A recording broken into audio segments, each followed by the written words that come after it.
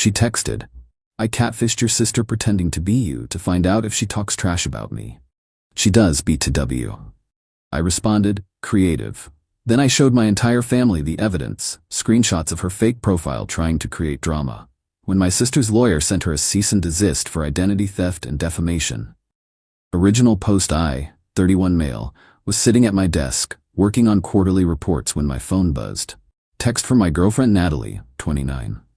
We'd been together for about 18 months, living together for 6. The message read, "So I have something to confess. I made a fake profile pretending to be you and messaged your sister to see what she really thinks about me.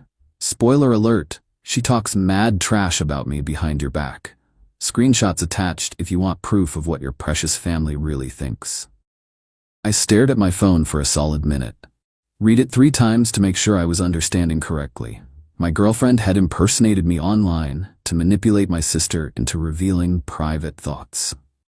7 screenshots followed. Messages between me and my sister Brooke, the fake me asking leading questions about Natalie. Brooke's responses were honest, not cruel, but definitely critical. Stuff like she's controlling and I don't think she's good for you and she isolates you from everyone. I typed back one word, creative. Then I started screenshotting everything, her confession, the fake conversations, all of it. Opened Facebook on my laptop. Sure enough, there was a profile with my name, my photos, stolen from my actual profile, created 3 weeks ago. Already had friend requests accepted from several family members. I leaned back in my chair, processing. This wasn't just weird or invasive. This was legitimately insane behavior. And illegal, technically. 20 minutes later, another text from Natalie. "That's all you have to say? Your sister is poisoning everyone against me, and you say creative? You committed identity theft to manipulate my family members. Yeah, creative is the word." Her, "I did it for us, to show you how two-faced they are. You did it because you're paranoid and controlling." Brooke was right. Are you seriously taking her side after what she said? I'm taking the side of not committing fraud to spy on my family. We're done. Her, "You're not seriously breaking up with me over this. Watch me." I immediately called my sister. "Hey Brooke, quick question. Have I been messaging you lately about Natalie?" "Yeah, actually, you were being weird about it. Why?" "That wasn't me. Natalie made a fake profile." Silence. "Then are you kidding me right now?" "Nope, she just confessed. Sending you screenshots now." What followed was an explosion of family group chat activity that I'll summarize as, everyone was pissed. Update 1. So after I exposed Natalie's catfishing scheme to my family, things escalated exactly as you'd expect. Within an hour, my mom, dad, Brooke, and my other sister Emma, 26, were all blowing up my phone. Not at me, at the situation. Brooke was particularly furious. "She pretended to be you? She tricked me into private conversations? That's so violating." My mom was ready for war. "That girl is psychotic. Change your locks, today." Dad, ever practical. "This might be illegal. Document everything." Here's where it gets interesting. Brooke's husband Tom is a lawyer. Not criminal law, corporate stuff, but he knew enough to be concerned. He called me directly. "Hey man, this is actually serious. She committed identity theft, possibly fraud, definitely defamation if she's spreading those private conversations around. Has she done anything else?" That got me thinking. I went through our shared laptop that I paid for, too. Found she was logged into her email. I know, invasion of privacy, but she'd just admitted to impersonating me, so I figured turnabout was fair play. What I found was worse than expected. She hadn't just catfished Brooke. She had fake conversations with Emma, my cousin Janet, and 3 of my friends, all using my identity, all trying to get dirt on herself. It was like she was building a case file of everyone who didn't worship her. But the real kicker? An email draft to my boss. As me. Complaining about workplace stress and asking about mental health leave. Dated yesterday. She hadn't sent it yet, but it was there. Ready to go. I screenshot everything. That evening, she came home acting like nothing happened. Walked in with takeout from my favorite place, all smiles. "Hey babe, got your favorite? Figured we should talk about earlier. I know I messed up, but..." "Natalie, you need to leave." Her face changed instantly. "Excuse me?" "You heard me. Pack your stuff and get out." "You can't kick me out. I live here. I have rights. Your name isn't on the lease. You're a month-to-month guest at best, and you just admitted to multiple counts of identity theft. She went from sweet to venomous in seconds. You'd really throw away our relationship over one mistake? One mistake? You catfished my entire family. You were drafting emails to my boss, as me. This isn't one mistake, it's a pattern of insane behavior. I was trying to protect us. From what? My family having private opinions? Everyone's allowed to have thoughts, Natalie. What they're not allowed to do is steal identities to spy on those thoughts. She started crying. But not sad crying, angry crying. Your family has always hated me. They've been trying to break us up from day one. No, they've been concerned about red flags like this, and you just proved them right in the most spectacular way possible. She grabbed her phone and started texting furiously. Fine, but I'm not leaving tonight. I have tenant rights. You need to give me 30 days notice. Actually, I said, pulling up my phone, according to the lease agreement you signed as an extended guest, I can revoke your stay with 72 hours notice if you engage in illegal activity or endanger the welfare of other residents. Identity theft counts. She stared at me. You planned this. No, Natalie. You planned this when you decided to catfish my family. I'm just better at reading contracts than you are at covering your tracks. Her phone started ringing. Her mom. She answered on speaker. Mom, he's kicking me out over nothing. What do you mean nothing? Her mom's voice crackled through. I just made a fake profile to see what his family really thought. You what? Her mom's voice went up 3 octaves. Natalie Marie, that's illegal. What is wrong with you? Even her own mom wasn't on her side. Beautiful. Natalie hung up on her and turned back to me. This is ridiculous. I'll stay with Megan tonight, but we're not done talking about this. We're definitely done. You have 72 hours to get your stuff out. I'll be changing the locks Monday morning. She grabbed an overnight bag, throwing things in randomly while muttering under her breath. Words like ungrateful and controlling and psycho family floated around. Before she left, she turned at the door. You're going to regret this. Your family just manipulated you into ruining the best thing in your life. No, I said calmly. You manipulated yourself out of a relationship by being absolutely unhinged. Goodbye, Natalie. She slammed the door. I immediately installed a doorstop security bar I'd bought on my lunch break. Wasn't taking any chances. 10 minutes later, my phone exploded with texts from her friends. Apparently, she was spinning it as me being abusive and controlling, that I was choosing my toxic family over her. Time to play offense. Update 2. The next morning, Saturday, I woke up to 23 text messages, 8 missed calls, and multiple social media notifications. Natalie had gone full scorched earth overnight. First, the social media assault.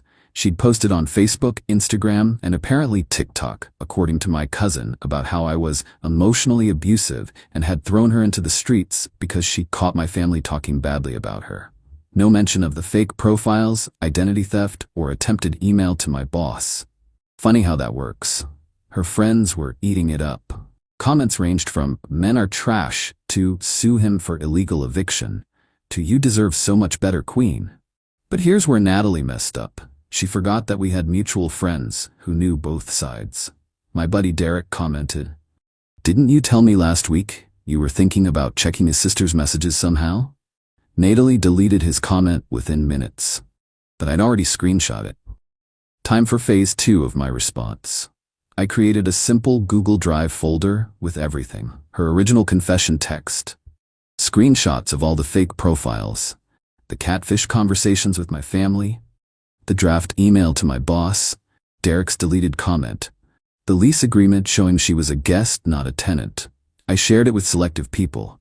My family, close friends, and most importantly, Tom, Brooke's lawyer husband. Tom called me within an hour. Okay, this is worse than I thought. The fake email to your boss could be considered attempted fraud and definitely defamation. The identity theft is a federal crime technically. Brooke wants to pursue this legally. Really? She's furious. Someone violated her trust, used her private thoughts against her, and tried to destroy her relationship with you. She wants consequences. While I was on the phone with Tom, Natalie showed up at the apartment with 3 friends and her brother Rick. I watched them through the doorbell camera as they pounded on the door. "Open up," I need my stuff now. Natalie yelled. I texted her. You have until Monday morning, as already discussed. Please leave or I'll call the police for trespassing. Rick yelled through the door. You can't keep her stuff hostage. That's theft. I called the police non-emergency line and explained the situation. They sent 2 officers who arrived within 15 minutes. I showed them the documentation through the cracked door, security bars still in place. The female officer looked through everything and nodded. Ma'am, she said to Natalie, he's given you 72 hours notice as required by your guest agreement. You need to leave and return at the agreed time. But he's keeping my property, Natalie protested. He's allowing you to retrieve it Monday. That's reasonable. If you don't leave now, we'll have to cite you for trespassing. Rick tried to get aggressive. This is bullsh, sir, the male officer interrupted. I suggest you escort your sister away from the property, now. They left, but not before Natalie screamed, You're going to pay for this. The officers gave me their cards and advised me to document any further contact as potential harassment. Sunday was relatively quiet until evening. That's when Natalie made her biggest mistake. She created another fake profile, this time pretending to be my sister Brooke. Started messaging my friends, saying horrible things about me. Stuff like, I had a drinking problem, that I'd borrowed money and never paid it back, that she was worried about my mental health. One problem, she messaged my friend Alex, who was literally sitting next to me watching the game when the messages came through. Dude? Alex showed me his phone. Your sister is messaging me some weird stuff about you. I looked at the messages. The account was created that day. Profile picture was pulled from Brooke's Instagram. That's not Brooke, I said, texting my sister immediately. Brooke confirmed she hadn't messaged anyone. We now had proof Natalie was still creating fake profiles, still committing identity theft, but now she was actively defaming both me and my sister. Tom was notified immediately. His response, she just made this so much worse for herself. Monday morning arrived. I'd taken the day off work, changed the locks at 8 a.m. sharp with a locksmith present as a witness. At 10 a.m., Natalie showed up with a full moving truck and 6 people. I had 3 friends with me, including Derek, who was filming everything. I stood in the doorway. You can take your clothes, your personal items, your laptop, and anything you can prove you purchased. Nothing else. I purchased half of everything, she screamed. Really? Show me receipts. She couldn't, because she hadn't. I'd paid for almost everything in the apartment.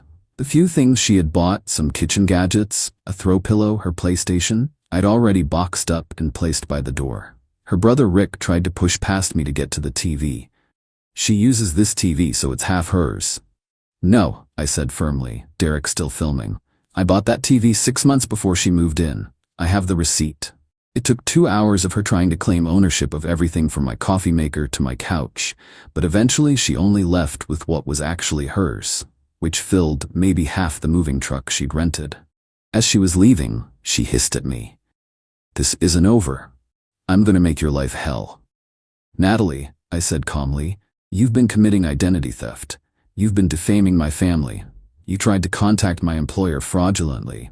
If anyone's life is about to become hell, it's yours. Tuesday morning, Tom sent the cease and desist letter. It was beautiful. 3 pages of legal language essentially saying, stop impersonating the family members, stop defaming them, stop all contact, or face criminal and civil charges. It was sent to her apartment, her work, and her parents' house, where she was now staying according to mutual friends. Wednesday, I got a call from an unknown number. It was Natalie's mom. Please, she said, please don't let them prosecute her. She's young and stupid and in love. She's 29, I replied. She's old enough to know that identity theft is a crime. She's getting help. I'm making her see a therapist. That's great, she needs it, but it doesn't undo what she did. What will it take to make this go away? She needs to delete all fake profiles, stop all contact with me and my family, post a public admission and apology for the lies she spread about me, and sign an agreement to never contact any of us again. I'll make sure she does it. By Thursday, Natalie had posted a vague apology. I let my emotions get the best of me in my recent breakup. I said things that weren't true, and I apologized to anyone who was affected. Not exactly what I wanted, but Tom said it was enough of an admission to use against her if she tried anything else. Final update. It's been 3 months since the catfishing incident, and I finally have closure to share. About 2 weeks after the cease and desist letter, Natalie apparently couldn't help herself. She created yet another fake profile, this time pretending to be a potential employer, and reached out to my sister Brooke, who's a graphic designer, about a job opportunity. The plan, apparently, was to waste Brooke's time, get her hopes up, then ghost her. Except Brooke was suspicious from the start. The company had no real web presence, the email came from a Gmail account, and the writing style was familiar. She played along just long enough to gather evidence, including getting them to send a contract that had metadata showing it was created on Natalie's computer. That was the last straw. Tom filed a police report for criminal harassment and identity theft. The police took it seriously, especially with the mountain of evidence we'd compiled. Natalie was arrested at her parents' house. Her mom called me crying, begging me to drop the charges. I reminded her that it wasn't up to me. Brooke was the victim here, and she was done. The case moved forward. Natalie was charged with identity theft, cyberstalking, and harassment. She tried to play victim in court, claiming she was heartbroken and not thinking clearly, but the judge wasn't buying it. The sheer volume of fake profiles, the calculated nature of the schemes, and the fact that she continued after receiving a cease and desist letter showed a pattern of malicious behavior. She pled guilty to avoid jail time but got 2 years probation, 200 hours of community service, mandatory therapy, a restraining order preventing her from contacting me, my family, or creating any fake profiles, $5,000 in restitution to Brooke for legal fees and emotional distress. But here's the best part. Remember that email draft to my boss? Well, my company's IT department did an audit after I reported it, and they found she'd tried to access my work email from our shared laptop. She'd failed. 2-factor authentication for the win, but the attempts were logged. My company pressed charges for attempted unauthorized access to their systems. That's a federal offense. She ended up pleading that down too. But it added another year of probation and killed any chance of her getting a job in her field, marketing, because she now has a record for cybercrimes. Last I heard through the grapevine, she's working retail while living with her parents. Her friend group imploded when the court documents became public record. Her mom made her delete all social media as a condition of living at home. She's been telling people I ruined her life over a prank. Meanwhile, my life has significantly improved. Brooke and I are closer than ever, bonding over shared trauma, I guess. I got a promotion at work, partly because my boss was impressed with how I handled the security threat. I'm dating someone new, Amy, who thinks the whole story is wild, but appreciates that I have clear boundaries. My family has adopted "Don't pull a Natalie" as shorthand for doing something insanely stupid. The funny thing is, if Natalie had just accepted that Brooke didn't like her, and either worked to improve that relationship or accepted it wouldn't happen, none of this would have occurred. Instead, she committed multiple crimes trying to prove, what? That my sister had opinions? That family members don't always love their siblings' partners? She fabricated evidence of people disliking her, then made it a self-fulfilling prophecy by being absolutely unhinged. To anyone dealing with a similar situation, document everything. Don't engage with crazy, just protect yourself legally, and trust your family when they say someone gives them bad vibes. They might be onto something. Oh, and Natalie, if you're reading this, which would violate your restraining order BTW, you didn't lose everything because my family talked about you. You lost everything because you committed crimes, multiple crimes, repeatedly, even after being warned to stop. That's not love. That's not protection. That's criminal behavior. And yeah, creative was definitely the right word for it. Creatively deranged.